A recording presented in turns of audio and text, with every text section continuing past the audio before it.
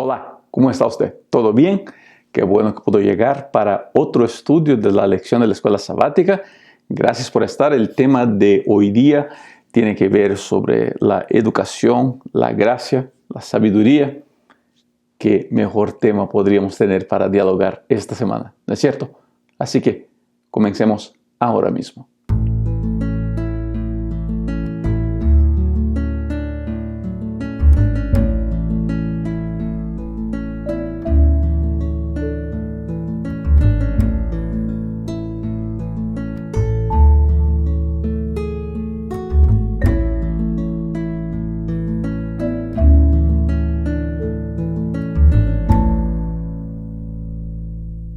Lección número 8, educación y redención.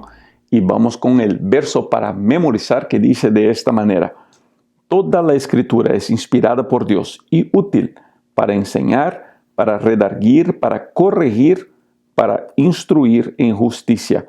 Segunda de Timoteo, el capítulo 3, el verso 16. Vamos a ver cómo la Biblia es un libro de enseñanza. Como todo lo que está en la Biblia es para enseñar. Y el tema central de todo eso es la gracia. Sabes, permíteme aquí hacer una nota personal a esta lección que me llama la atención. Si nosotros como cristianos nos dedicáramos más a hablar de la gracia, a enseñar la gracia y a mostrar gracia hacia las personas, más gente sería seguidor del Señor Jesucristo. Las personas no quieren seguir a Cristo porque los conceptos que tienen de la religión y de la religiosidad están distorsionados por la actitud de muchos de nosotros cristianos. Nosotros queremos enseñar reglas, costumbres, leyes. Queremos mostrar que porque yo hago esto soy mejor que el que no hace esto. Eso no es el objetivo de la enseñanza bíblica. La Biblia se dedica a enseñar la gracia maravillosa del Señor Jesucristo. Y mi consejo es, enseñemos eso, mostremos esta gracia. Mucha más gente estará dispuesta a seguirnos a nosotros y seguir al Señor Jesucristo. Y gente, ese es nuestro objetivo.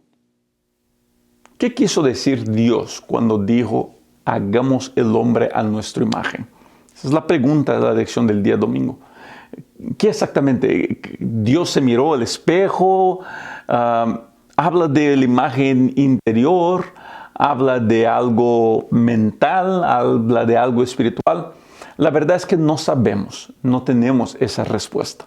Podemos imaginarnos muchas cosas, podemos dialogar sobre las implicancias de qué quiere decir ser a la imagen y a la semejanza de Dios. Ahora, una cosa sí sabemos. Después de la caída del pecado, después de la caída del ser humano, después de la entrada del pecado al mundo, la imagen de Dios en nosotros quedó destrozado, quedó distorsionado, se rompió. Y ahora es el objetivo restaurar esa imagen en nosotros. En esa búsqueda de restaurar la imagen de Dios en nosotros, mucha gente, y ahí la importancia de la educación, porque mucha gente busca tanta cosa diciendo, no, si hago esto, estoy restaurando la imagen de Dios en mí. Lo que sabemos es que el objetivo de la Biblia es ayudarnos a restaurar la imagen de Dios en nuestra vida. Y la mejor manera de restaurar esta imagen es a través de la gracia del Señor Jesucristo. Así que lo que la lección quiere hacer es restaurar, mostrar que en la Biblia vamos a encontrar información suficiente para restaurar la imagen de gracia del Dios en nosotros. Pero también muestra la importancia de la educación, no solamente de los maestros en la escuela, pero en especial de los padres en el hogar. Y ahí, querido papá y querida mamá que me están escuchando ahora, mi pregunta es esta: ¿qué imagen su hijo tiene de Dios? Y la respuesta es, la imagen que su hijo tiene de Dios es el mismito imagen que él tiene de usted. Si usted es un papá o una mamá que vive una cosa en la iglesia y vive otra cosa en la casa, créame, su hijo nota. Y eso hace con que la imagen que su hijo tenga de Dios no sea bueno. De ahí la razón por la cual muchos jóvenes después de algún tiempo abandonan la iglesia. No por la hipocresía, ellos dicen la hipocresía de la iglesia.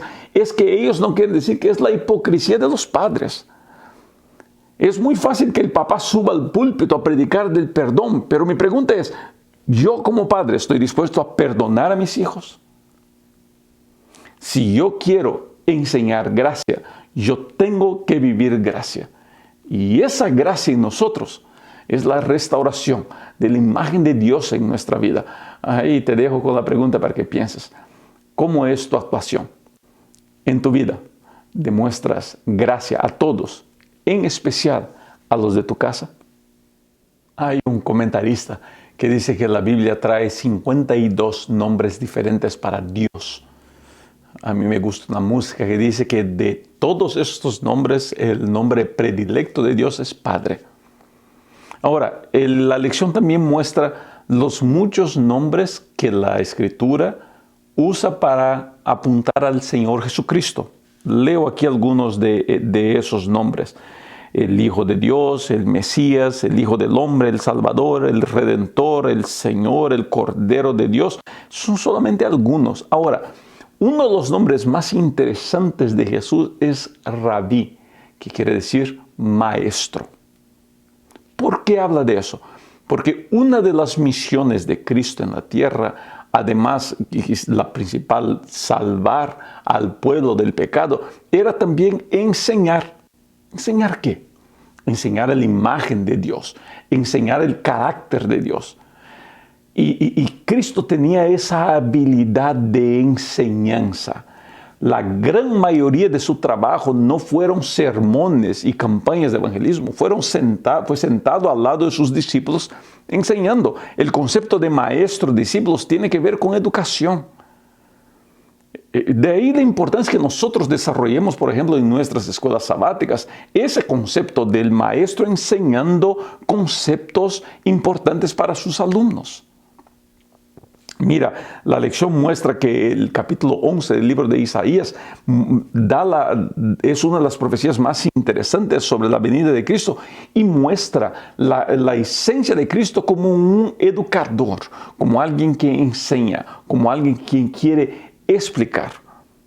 Vuelvo y repito, el tema central de las enseñanzas de Cristo es el carácter del Padre, y el carácter del Padre es gracia, es amor. Gente, y yo no me voy a cansar de repetir en este estudio, nosotros como religiosos necesitamos aprender a mostrar gracia a las personas. Es muy fácil mostrar gracia a los que vienen a mi iglesia arrepintiéndose de sus pecados, bautizándose y ahora siendo parte de nuestra feligresía. Pero nuestra gracia no se puede limitar solamente a los que vienen a nuestra iglesia. Nuestra gracia tiene que extenderse a más allá de las paredes de la iglesia y llegar a las personas que de verdad necesitan de esa gracia, de ese amor.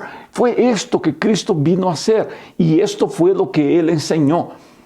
La gran duda que me trae el corazón hoy día es, ¿será que nosotros, iglesia, estamos dispuestos a aprender esas lecciones y ponerlas en práctica en nuestra vida? Cristo fue el rabí, el maestro. Nosotros somos los discípulos. Y por veces nosotros en las iglesias nos quejamos que los discípulos no aprendían. Una pregunta que le dejo es, ¿y nosotros?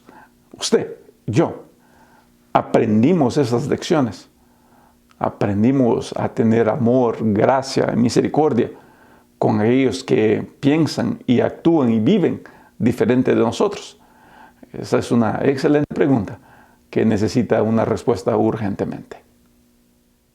Una de las más interesantes confusiones que hacemos con el estudio de la Biblia es con la expresión Torah.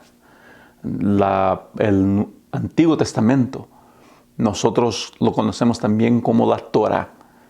Mucha gente traduce la Torah como la ley. Hacen eso porque el Antiguo Testamento trae muchas leyes, pero Torah no quiere decir ley.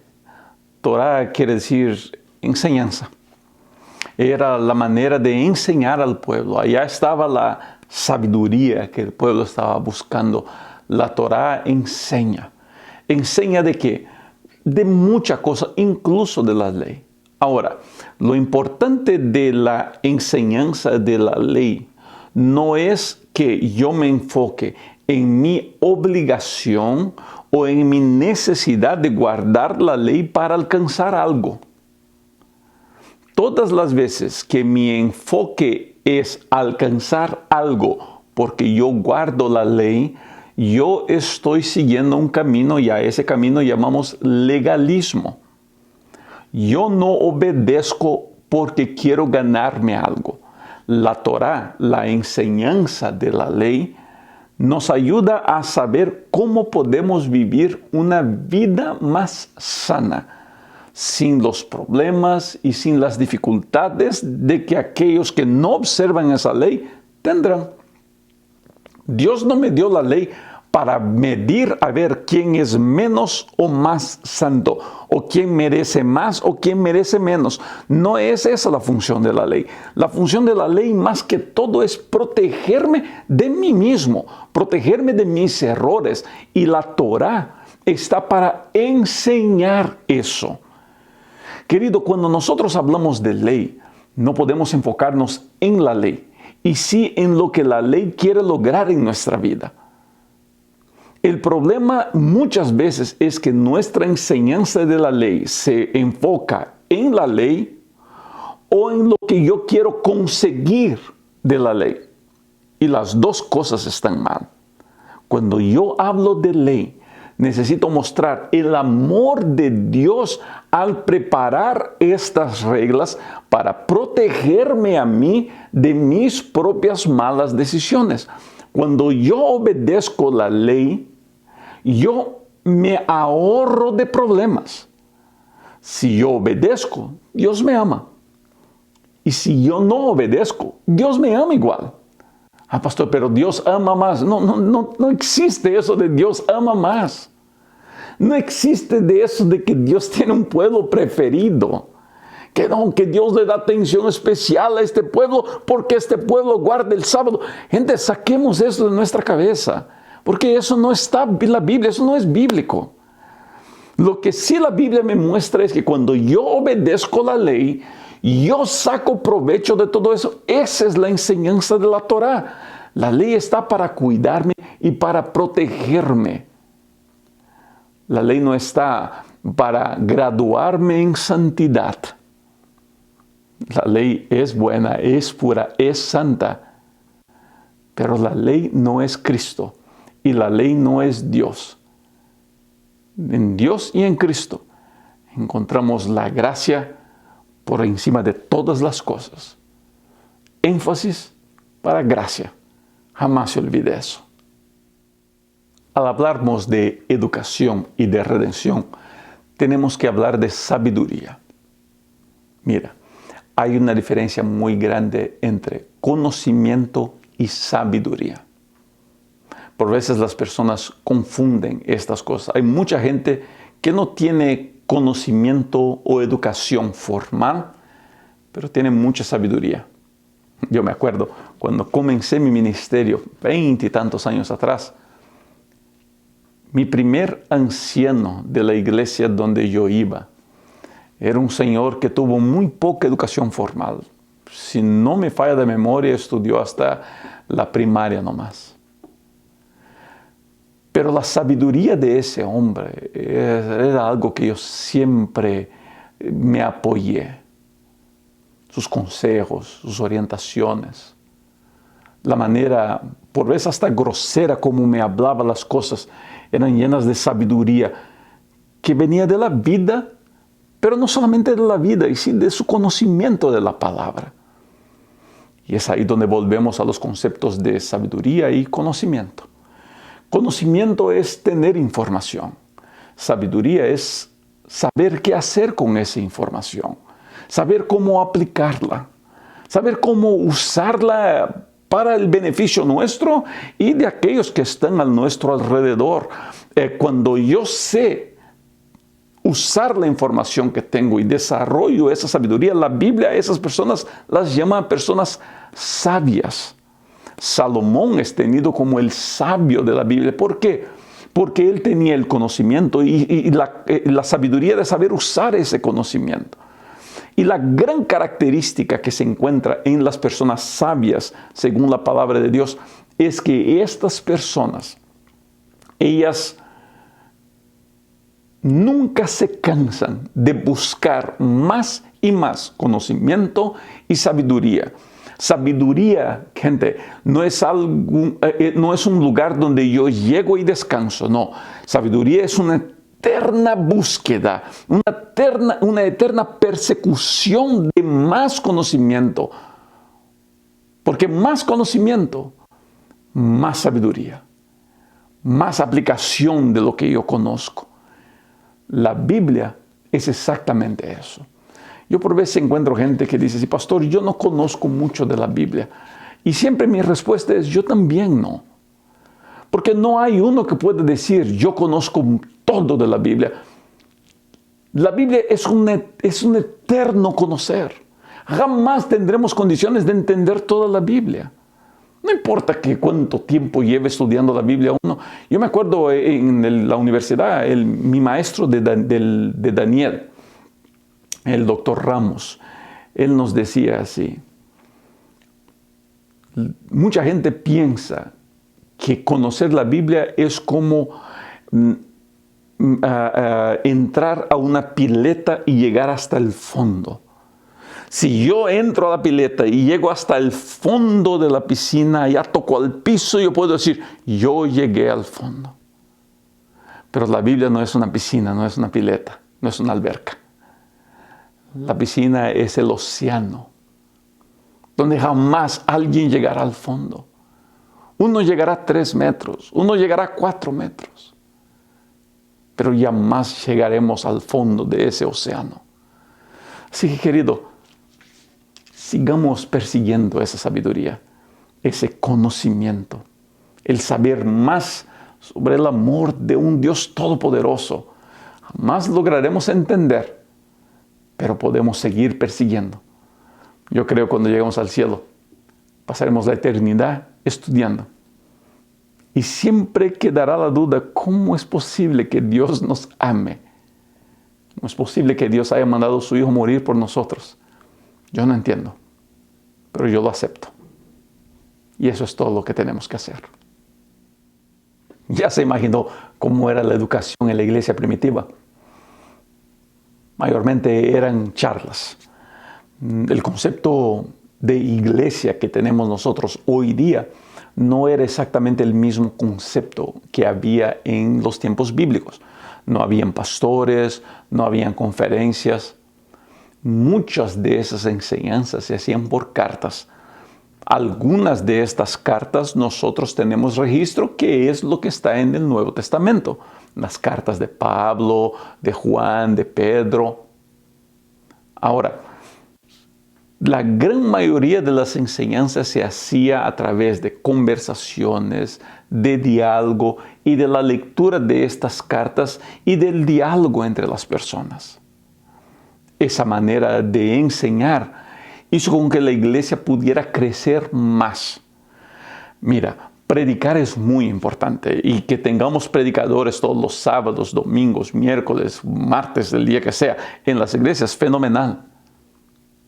Pero la iglesia va a crecer cuando entienda este concepto de la iglesia primitiva.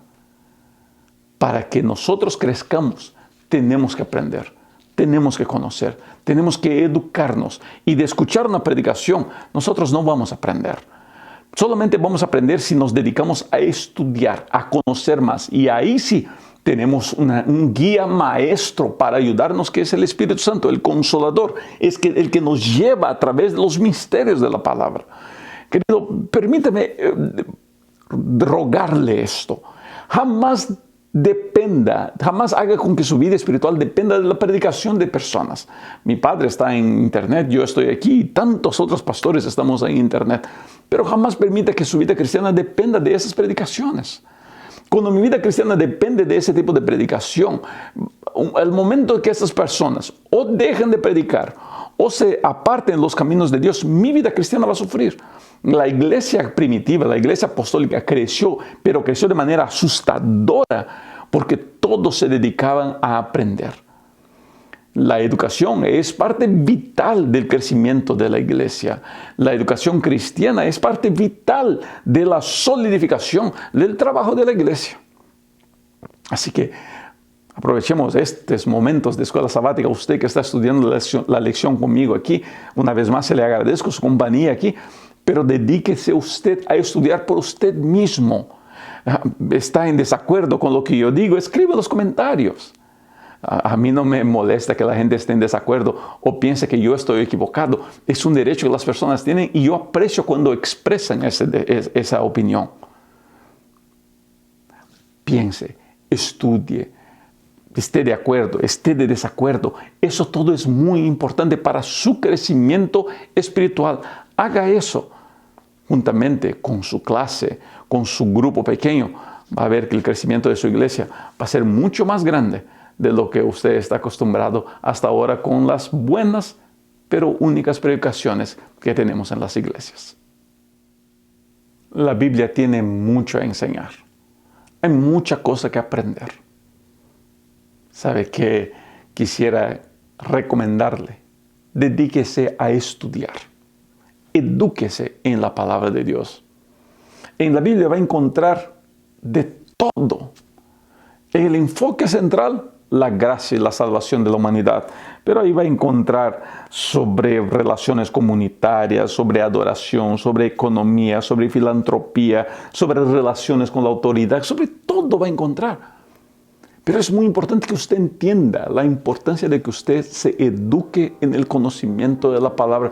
Es la única manera, gente querida, de protegernos de las malas informaciones. Que Dios te bendiga.